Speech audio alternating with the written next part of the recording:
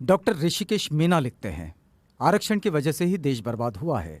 यदि आप मानते हैं कि आरक्षण की वजह से ही देश बर्बाद हुआ है तो फिर यह पोस्ट सिर्फ आपके लिए ही है। जरूर पढ़े। लश्कर भी तुम्हारा है, सरदार भी तुम्हारा है। तुम झूठ को सच लिख दो, अखबार भी तुम्हारा है। तुम जो कहो वो सच, हम जो कहें वो झूठ। मुल्क में नफरत का ऐसा तूफान मचा डाला है। कुछ बुद्धिमान बोलते हैं कि आरक्षण ने देश को बर्बाद कर दिया है। अब आप बताइए कि देश आजाद होने के बाद 14 व्यक्ति देश के राष्ट्रपति बने, उनमें से कितने आरक्षण वाले बने? 15 प्रधानमंत्री बने, उनमें से कितने आरक्षण वाले बने? 43 उच्चतम न्यायालय के मुख्य न्यायाधीश बने, कितने आरक्षण वाले बने? 19 मुख्य चुनाव आयुक्त बने, उनमें से कितने आरक्षण वाले बने? देश के जो बड़े घोटाले हुए उनमें कितने दलित घोटालेबाज हैं? बताएं जरा। आप बताइए, भारत देश में कितने दलित लोग ऐसे बड़े कारपोरेट घरानों के व्यवसायी हैं जो देश की अर्थव्यवस्था को प्रभावित कर सकते हैं? अब आप बताइए, देश को बर्बाद कौन कर रहा है? अगर संभावित ब्लैक मनी वालों की लिस्ट देखे तो कोई आरक्षण वाला नजर नहीं आता। तो फिर देश को बर्बाद कौन कर रहा है? जितने लोग बैंकों का रुपया हजम करके बैठे हैं या भाग गए, उनमें कितने आरक्षण वाले हैं?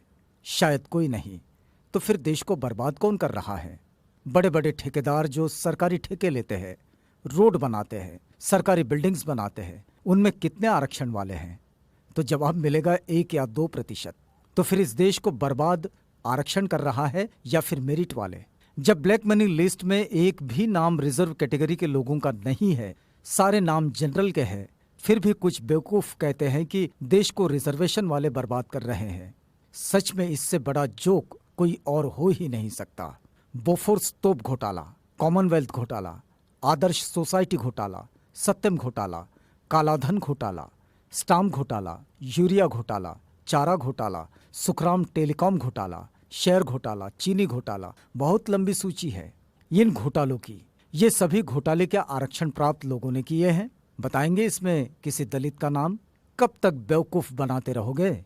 और हाँ, फिर भी हम लोग अपने हुनर और काबिलियत से थोड़ा सा आरक्षण का सहारा पाकर क्या कामयाब होने लगे? आपके पेट में मरोड़े उठने लगे?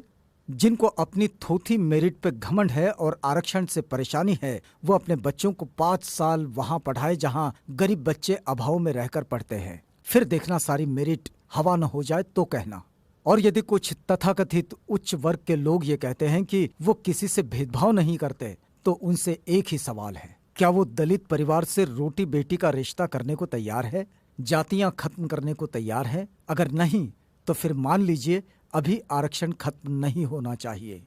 निवेदन एवं आग्रह। समस्त SC/ST समाज, आपको सिर्फ 10 लोगों को ये मैसेज फॉरवर्ड करना है और वो 10 लोग भी दूसरे 10 लोगों को मैसेज फॉरवर्ड करें इस प्रकार। 1 = 10 persons। ये 10 लोग अन्य 10 लोगों को मैसेज करेंगे और इस प्रकार। बस आपको तो एक कड़ी जोड़नी है, देखते ही देखते पूरा देश जुड़ जाएगा।